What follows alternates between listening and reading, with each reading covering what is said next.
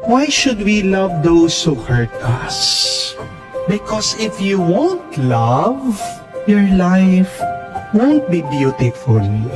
As St. Augustine says, love is the beauty of the soul.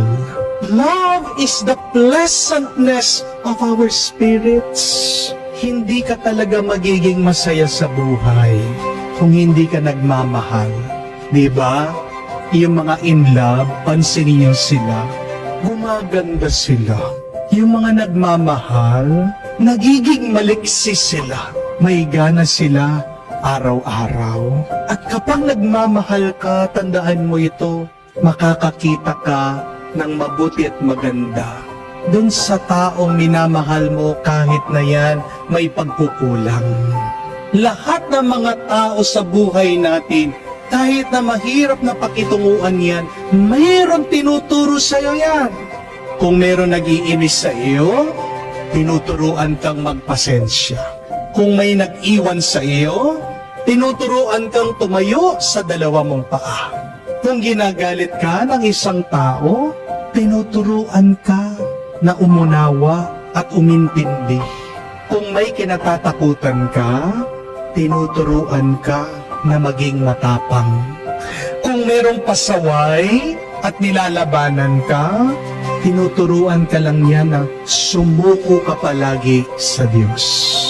Kung may kinamumuhian ka, tinuturuan ka niyan na magmahal ka ng tunay. Mga kapatid, lahat ng mga tao na dinadala ng Diyos, nilalapit ng Diyos sa atin, meron siyang mabuting dahilan. God has always a good reason for bringing these people close to us.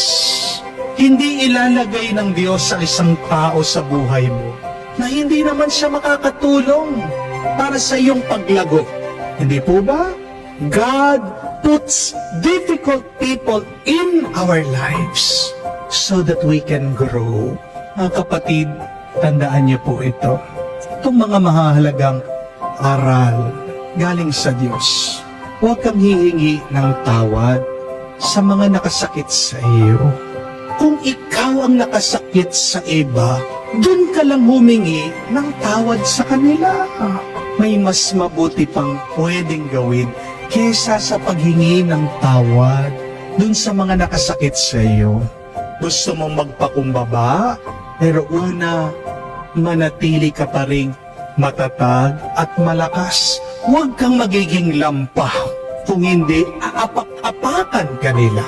Pangalawa, palagi ka pa ring magpatawad. Hindi kahinaan yan. Ang taong nagpapatawad ay tunay na malakas. Amen?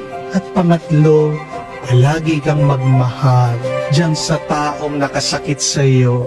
Kasi pag pinipili mong magmahal, magiging mas masaya at mas maganda ang iyong buhay.